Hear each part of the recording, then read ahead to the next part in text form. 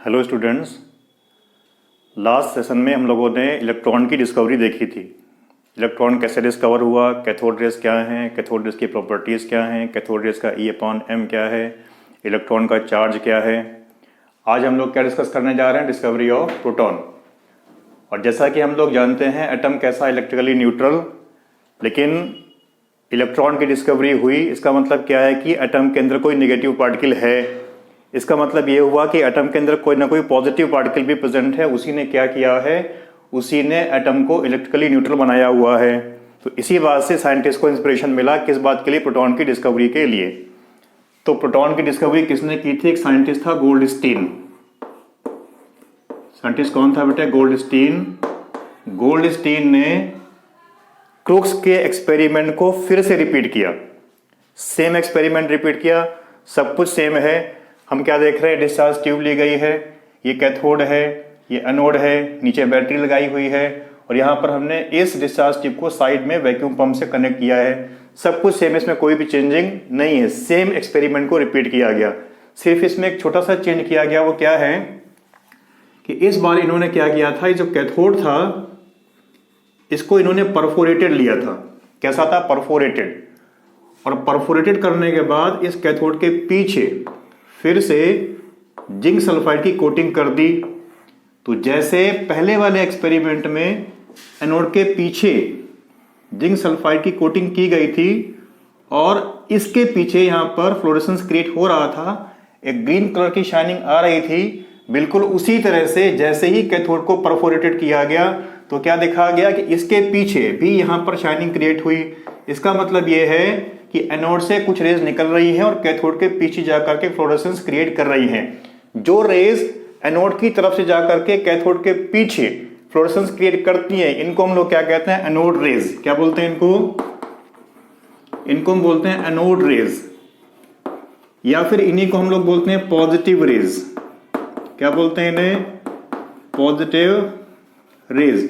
या फिर इन्हीं को हम क्या बोलते हैं? Canal raise. इनके तीन नाम है। पहला नाम क्या है? एनोड रेज, सेकंड क्या है? पॉजिटिव रेज, और थर्ड क्या है? Canal raise. इनको हम लोग एनोड रेज इसलिए कहते हैं क्योंकि एनोड की तरफ से निकल करके कैथोड की तरफ जा रही हैं और कैथोड के पीछे शाइनिंग क्रिएट कर रही हैं, इसलिए इनको हम क्या कहते हैं? Anode raise. इनको हम पॉजिटिव रेज इसलिए कह रहे हैं क्योंकि ये इन पर चार्ज कौन सा प्रेजेंट है? इन पर चार्ज प्रेजेंट है पॉजिटिव। ये पॉजिटिव पार्टिकल से मिल करके बनी हुई है, इसलिए इनको हम लोग क्या बोलते हैं? पॉजिटिव रेज बोलते हैं। इनको कैनाल रेज भी कहते हैं। क्यों कहते हैं कैनाल रेज? क्योंकि जो हमने यहाँ पर कैथोड में पोर्स बना दिए, हमने यहाँ पर कैनाल बना दी, ये कैनाल से होकर के पास हो रही हैं, इसलिए इनको हम लोग क्या कहते हैं? Canal raise. हमने क्या देखा कि अगर हम कैथोड को क्या कर दें? परफोरेटेड कर दें, तो एनोड से कुछ रेज निकलती हैं और निकल करके कैथोड की तरफ जाती हैं, शाइनिंग क्रिएट करती हैं। इन रेज को हम क्या कहते हैं? एनोड रेज या पॉजिटिव रेज या canal rays. Now we are going to study the properties of positive rays. Now we are going to study the properties of anode rays. Anode rays की जो properties हैं लगभग वही हैं जो cathode rays की हैं, कुछ प्रॉपर्टीज को छोड़ करके। कैथोड रेज की पहली प्रॉपर्टी क्या थी? कैथोड रेज की पहली प्रॉपर्टी थी कैथोड रेज स्ट्रेट लाइन में ट्रेवल करती थी। तो एनोड रेज की भी यही प्रॉपर्टी है, एनोड रेज भी स्ट्रेट लाइन में ही ट्रेवल करती हैं। तो फर्स्ट प्रॉपर्टी क्या है बेटे? Anode rays travel in straight line. कैसे मालूम पड़ता था हमको स्ट्रेट लाइन में मूव कर रही हैं? अगर हम इनके पाथ में कोई ऑब्जेक्ट रख दें तो ऑब्जेक्ट का शैडो ऑब्जेक्ट की अदर साइड में हमें दिखाई पड़ता है। इसका मतलब क्या है कि एनोड रेज कहाँ मूव करती हैं? एनोड रेज कैसे मूव करती हैं? स्ट्रेट लाइन में मूव करती हैं। सेकेंड पॉइंट क्या है? These are made up of material particles. Similar property है, जैसे हमने देखा था कैथोड रेज में क्या था, वो भी मेटीरियल पार्टिकल से मिलकर के बनी हुई थी। Sorry, material particle. These are made up of material particle. ये मेटीरियल पार्टिकल से मिलकर के बनी हुई है। कैसे मालूम पड़ रहा है हमको मेटीरियल पार्टिकल से मिलकर के बनी हुई है? कैसे मालूम पड़ता है हमें? अगर हम इनके पाथ में कोई व्हील रख दें तो ये क्या करती हैं, व्हील को घुमा देती हैं। इसका मतलब क्या है कि इनके पास मैकेनिकल इफेक्ट प्रेजेंट है और ये मैटेरियल पार्टिकल से मिल करके बनी हुई है। नेक्स्ट पॉइंट क्या है, नेक्स्ट प्रॉपर्टी क्या होगी इसकी, दीज आर पॉजिटिवली चार्ज्ड। ये कैसी है बेटे, पॉजिटिवली चार्ज्ड हैं। कैसे मालूम पड़ रहा है हमें, अगर हम इनके पाथ में कोई इलेक्ट्रिक फील्ड रख दें तो क्या होगा, ये निगेटिव प्लेट की तरफ टर्न कर जाती हैं, because these turn towards the negative plate on passing through the electric field। Next property, बहुत इंपॉर्टेंट बात, हमने पीछे पढ़ा था जो कैथोड रेज थी इनके लिए E/m की वैल्यू क्या थी, कांस्टेंट थी। For cathode rays,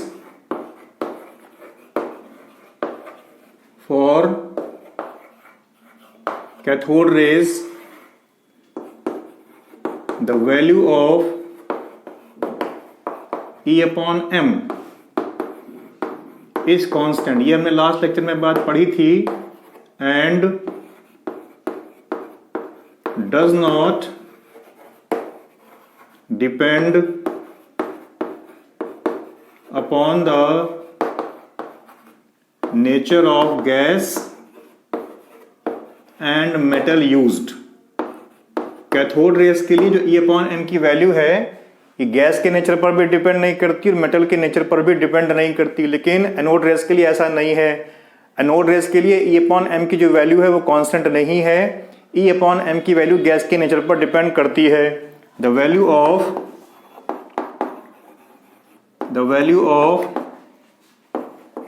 E/m is not constant and depends upon the nature of gas taken in the discharge tube। ऐसा क्यों है, E/m की वैल्यू कांस्टेंट क्यों नहीं है, वहां पर कांस्टेंट थी और यहां पर कांस्टेंट नहीं है, क्यों कांस्टेंट है, इसको भी हम डिस्कस करने जा रहे हैं। E/m की वैल्यू एनोड रेस के लिए कांस्टेंट नहीं है। क्यों कांस्टेंट नहीं है, इसलिए कांस्टेंट नहीं है कि E/m में E चार्ज और m मास ये दोनों ही एनोड रेस के लिए कांस्टेंट नहीं है।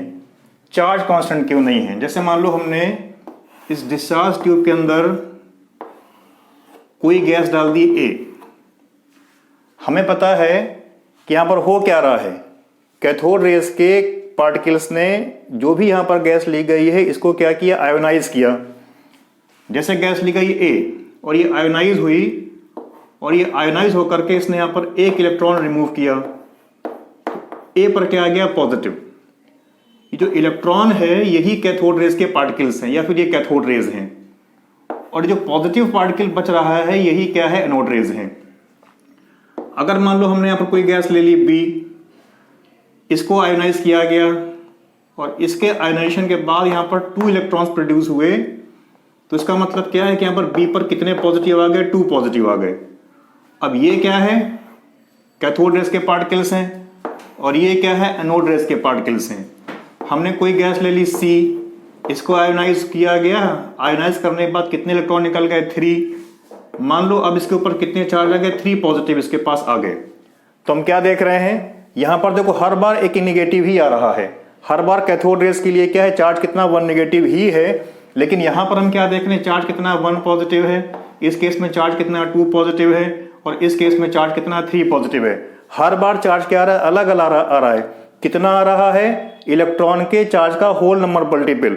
यहां पर एक नेगेटिव तो यहां पर एक पॉजिटिव, यहाँ पर 2 नेगेटिव, यहाँ पर 1 नेगेटिव तो 2 पॉजिटिव, यहाँ पर 1 नेगेटिव, यहाँ पर 3 पॉजिटिव।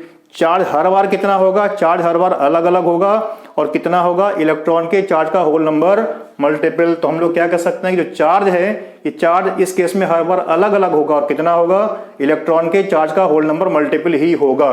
तो the value of E charge for anode rays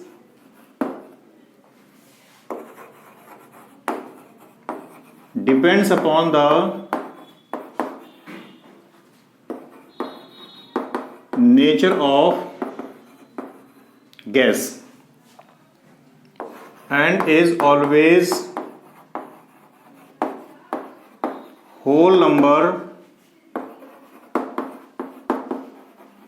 multiple of the charge of electron. Next point, mass कितना होगा? हर बार गैस क्या है? अलग अलग है, तो जो भी मास होगा किसका कितना होगा? गैस के एटम के मास के बराबर होगा। तो मास कितना होगा? The value of m, the value of m mass also depend upon the nature of gas and is equal to the mass of atom of gas. अब हमने क्या किया, ये जो डिस्चार्ज ट्यूब है अगर हम इसके अंदर केवल हाइड्रोजन गैस ही लें तो चार्ज कितना होगा? जो पहले आया था कितना चार्ज आया था? 1.6 इंटू 10 टू द पावर -19। और मास आएगा, मास को हम लोग रख करके सॉल्व करेंगे तो E/m की वैल्यू कितनी निकल करके आएगी? 9.58 इंटू 10 टू द पावर 4। तो E/m की वैल्यू कितनी निकल करके आएगी? 9.58 into 10 to the power 4 coulombs per gram. किसके लिए आ रही वैल्यू? ये हाइड्रोजन गैस के लिए, फॉर हाइड्रोजन गैस। अगर हम डिस्चार्ज ट्यूब के अंदर कौन सी गैस भरें? हाइड्रोजन गैस भरें, तो इसके लिए E/m की वैल्यू कितनी आती है? 9.58 into 10 to the power 4 coulomb पर ग्राम आती है। और अब हम क्या करें? इसी से मास को कैलकुलेट करें। किसका करें मास कैलकुलेट? एटम का। तो m इज इक्वल टू क्या हो जाएगा? E divided by E/m। E कितना है? 1.6 इंटू 10 टू द पावर -19 और E/m की वैल्यू कितनी है? 9.58 इंटू 10 टू द पावर 4। इसको हम रख करके सॉल्व करेंगे तो आंसर कितना आएगा? 1.6 इंटू 10 टू द पावर -24 ग्राम, -24 ग्राम। ये क्या निकल करके आया? मास। किसका मास निकल करके आया? हाइड्रोजन एटम का मास निकल करके आया है। और हमें क्या पता है H के अंदर क्या होता है? केवल एक प्रोटॉन है और एक इलेक्ट्रॉन है। इलेक्ट्रॉन निकलने के बाद जो बचा वो क्या है? प्रोटॉन। मतलब जो हाइड्रोजन एटम का पॉजिटिवली चार्ज पार्टिकल है वही क्या है? प्रोटॉन है। तो इसी से डिस्कवरी किसकी हुई? प्रोटॉन की। हमने क्या देखा? मास कितना है? 1.6 इंटू 10 टू द पावर -24 ग्राम, मतलब H एटम के बराबर। और चार्ज कितना होगा? 1.6 इंटू 10 टू द पावर -19। तो यही क्या है? प्रोटॉन्स हैं। प्रोटॉन एक ऐसे फंडामेंटल पार्टिकल हैं जिन पर चार्ज कितना होता है? H एटम के बराबर। और चार्ज कितना होता है? चार्ज कितना होता है? 1.6 into 10 to the power -19 coulomb.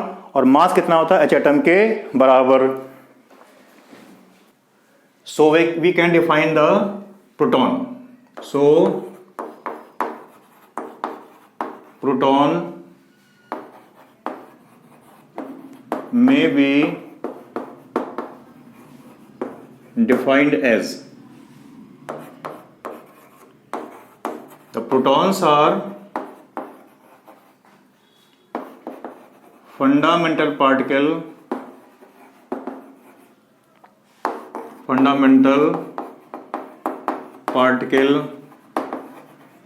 which carries कितना चार्ज था? 1.6 इंटू 10⁻⁻19 मतलब 1 यूनिट पॉजिटिव चार्ज है, which carries 1 unit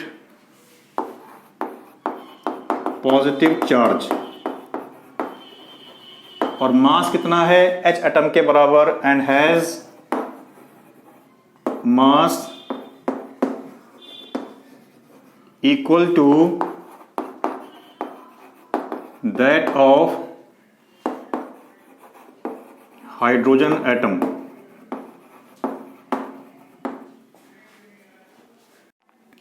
now we are going to discuss how neutrons were discovered.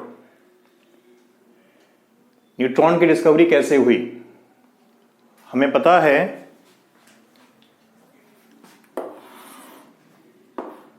Proton का मास कितना है, क्या पढ़ा है हमने, 1.007 AMU। अगर इसको हम नियर अबाउट 1 यूनिट 1 AMU मान लें, और इलेक्ट्रॉन का मास कितना है 0.00055 AMU, ये नियर अबाउट 0 है, तो इसके मास को नेग्लिजिबल मान लिया जाए। और अब हम किसी एटम का मास कैलकुलेट करें, तो मान लो इसके अंदर 2 प्रोटॉन्स हैं और 2 इलेक्ट्रॉन्स हैं, तो इसका मास तो क्या है नेग्लिजिबल, और इसका मास कितना होगा 2 इंटू 1.007 AMU, तो मास इतना ही आ जाना चाहिए। लेकिन एक्चुअली जो ये आंसर आएगा ये एटम के एक्चुअल मास से बहुत कम है।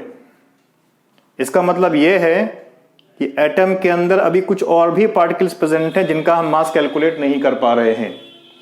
इसी बात ने जेम्स सेडविक को इंड्यूस किया न्यूट्रॉन की डिस्कवरी के लिए। जेम्स सेडविक ने कुछ स्कैटरिंग एक्सपेरिमेंट्स किए।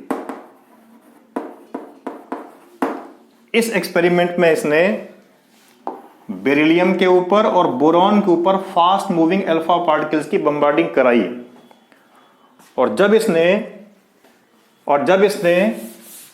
बेरिलियम पर और बोरॉन पर फास्ट मूविंग अल्फा पार्टिकल्स की बम्बार्डिंग कराई, तो इसने ये देखा कि यहां पर कुछ ऐसे पार्टिकल्स भी एमिट हो रहे हैं जिन पर कोई चार्ज नहीं है।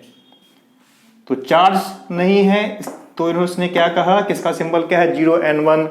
हमें पता है हमेशा हम चार्ज को कहां लिखते हैं नीचे, और मास कहां लिखते हैं हम लोग ऊपर, तो इसका सिंबल क्या आ गया 0n1। और इस केस में भी न्यूट्रल पार्टिकल एमिट हुआ, और इसी को नाम इसने क्या दिया न्यूट्रॉन, क्योंकि इस पर कोई चार्ज प्रेजेंट नहीं है।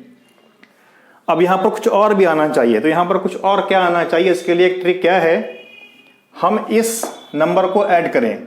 किसी भी एटम में जो भी नंबर नीचे लिखा है वो हमेशा क्या होगा एटॉमिक नंबर, और जो भी नंबर ऊपर लिखा है वो हमेशा क्या होगा मास नंबर। इसका एटॉमिक नंबर कितना है 4, इसका एटॉमिक नंबर कितना है 2, इसका मास नंबर कितना है 9, इसका मास नंबर कितना है 4। हमेशा जब भी हम लोग इक्वेशंस को राइट करेंगे तो एटॉमिक नंबर और मास नंबर हमेशा बैलेंस होना चाहिए। इसको हम ऐड करें, कितना हो गया 4 और 2 6, मतलब राइट साइड में भी ऐड करने के बाद 6 ही आना चाहिए। यहां पर कितना लिखा हुआ 0, तो यहां पर हमने क्या लिख दिया 6। अब हम मास नंबर को बैलेंस करें, 9 और 4 कितना हो गया 13, यहां पर कितना 1, इसका मतलब मास नंबर कितना आना चाहिए 12। अब हमें पता है एटॉमिक नंबर 6 और मास नंबर 12 किसका होता है कार्बन का, इसका मतलब यहां पर कौन सा एटम प्रोड्यूस हुआ, कार्बन का एटम प्रोड्यूस हुआ। इस केस में चेक करें, एटॉमिक नंबर कितना है 5, इसका एटॉमिक नंबर कितना है 2, कितना हो गया 5 और 2 7, ये कितना है 0, तो यहां पर कितना आना चाहिए 7 आना चाहिए। 11 और 4 कितना हो जाएगा 15, यहां पर कितना है 1, यहां मास नंबर कितना आना चाहिए 14, इसका मतलब यहां पर क्या आना चाहिए n आना चाहिए। तो यहां पर कौन सा एटम प्रोड्यूस हो रहा है कार्बन, और यहां पर कौन सा एटम प्रोड्यूस हो रहा है नाइट्रोजन। तो क्या देखा जेम्स सेडविक ने कि जब हम बेरिलियम पर या बोरॉन पर फास्ट मूविंग अल्फा पार्टिकल्स की बम्बार्डिंग करते हैं तो कुछ न्यूट्रल पार्टिकल्स एमिट हो रहे हैं। जो न्यूट्रल पार्टिकल्स एमिट हो रहे हैं इसको इसने क्या नाम दिया न्यूट्रॉन नाम दिया। क्या नाम दिया इसने न्यूट्रॉन। इस पर चार्ज कितना है कोई चार्ज नहीं है, इलेक्ट्रिकली न्यूट्रल है, लेकिन हम क्या देख रहे हैं, मास कितना है इसका, 1 यूनिट। तो इसी से हम क्या कर सकते हैं, न्यूट्रॉन को डिफाइन कर सकते हैं। Neutrons are fundamental particles which carries no charge but mass is nearly equal to that of hydrogen atom. Nearly equal है लेकिन एग्जैक्टली इक्वल नहीं है। प्रोटॉन का मास कितना है, 1.007 AMU। न्यूट्रॉन का मास कितना है, 1.008 AMU। इसका मतलब क्या है, जो न्यूट्रॉन है ये स्लाइटली हैवियर है किससे, प्रोटॉन से। तो हम लोग क्या लिख सकते हैं, neutrons are slightly heavier, slightly heavier than proton। आज इस क्लास में हम लोगों ने क्या डिस्कस किया है, आज इस क्लास में हम लोगों ने प्रोटॉन की डिस्कवरी पढ़ी, एनोड रेस की प्रॉपर्टीज पढ़ी और हमने न्यूट्रॉन्स की डिस्कवरी भी पढ़ी है। Thank you.